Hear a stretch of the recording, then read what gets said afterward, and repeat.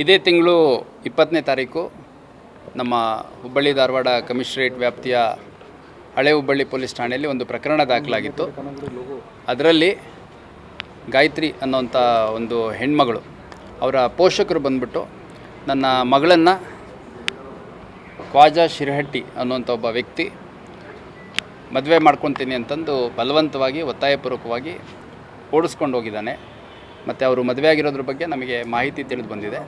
ಹಾಗಾಗಿ ನಮ್ಮ ಮಗಳ ಇಚ್ಛೆಯ ವಿರುದ್ಧ ಮತ್ತು ಬಲವಂತವಾಗಿ ಅಪಹರಣ ಮಾಡ್ಕೊಂಡು ಹೋಗಿ ಮದುವೆ ಮಾಡ್ಕೊಂಡಿದ್ದಾನೆ, ನಮ್ಮ ಮಗಳನ್ನು ನಮ್ಮ ಕಸ್ಟಡಿ ಕೊಡಿಸಿ ಅಂತಂದು ಒಂದು ಕಂಪ್ಲೇಂಟನ್ನು ಕೊಟ್ಟಿದ್ದರು. ಸೊ ಇದೊಂದು ಗಂಭೀರ ಪ್ರಕರಣ. ಯಾಕಂದರೆ ಒಂದು ಯುವತಿಯನ್ನು ಅಪಹರಣ ಮಾಡ್ಕೊಂಡು ಹೋಗಿ ಮದುವೆ ಮಾಡ್ಕೊಂಡಿದ್ದಾರೆ ಅನ್ನುವಂಥದ್ದು ಭಾಳ ಗಂಭೀರ ವಿಷಯ ಆಗುತ್ತೆ. ಅದರ ಹಿನ್ನೆಲೆಯಲ್ಲಿ ಒಂದು ಪ್ರಕರಣವನ್ನು ನಾವು ದಾಖಲು ಮಾಡಿಕೊಂಡು ಆ ಹುಡುಗಿಯನ್ನು ಹುಡುಕುವಂಥದ್ದು ಮತ್ತು ಆರೋಪಿಗಳು ಯಾರಿದ್ದಾರೆ ಅವ್ರನ್ನ ಪತ್ತೆ ಮಾಡುವಂಥ ಒಂದು ಪ್ರಕ್ರಿಯೆ ನಾವು ಚಾಲ್ತಿಯಲ್ಲಿಟ್ಟಿದ್ವಿ. ಈ ಮಧ್ಯ ಇವತ್ತು ವಿದ್ಯಾನಗರ ಪೊಲೀಸ್ ಠಾಣೆಗೆ ಈಕೆ ಗಾಯತ್ರಿ ಜಾಲಿಹಾಳ್ ಏನಿದ್ದಾರೆ, ಇವರು 22 ವರ್ಷ ವಯಸ್ಸಾಗಿದೆ ಅವರಿಗೆ.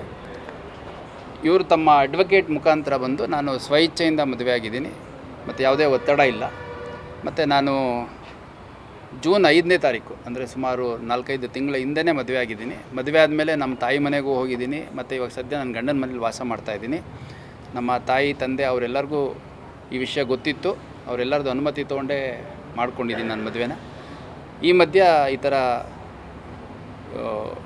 ಸುಳ್ಳು ಆರೋಪಗಳನ್ನು ಮಾಡ್ತಾಯಿದ್ದಾರೆ. ಹಂಗಾಗಿ ಈ ಪ್ರಕರಣದ ಕುರಿತಾಗಿ ನನ್ನ ಹೇಳಿಕೆ ತಗೊಳ್ಳಿ ಮತ್ತು ಇದರಲ್ಲಿ ಯಾವುದೇ ಬಲವಂತ ಆಗಲಿ ಅಪಹರಣ ಆಗಲಿ ಆಗಿಲ್ಲ ಅನ್ನೋಂಥದ್ದು ನನ್ನ ಹೇಳಿಕೆ ತಗೊಳ್ಳಿ ಅಂತ ಬಂದಿದ್ದರು ಥ್ರೂ ದಿಯರ್ ಅಡ್ವೊಕೇಟ್. ಅವ್ರ ಹೇಳಿಕೆಯನ್ನು ದಾಖಲಿಸಿದ್ದೇವೆ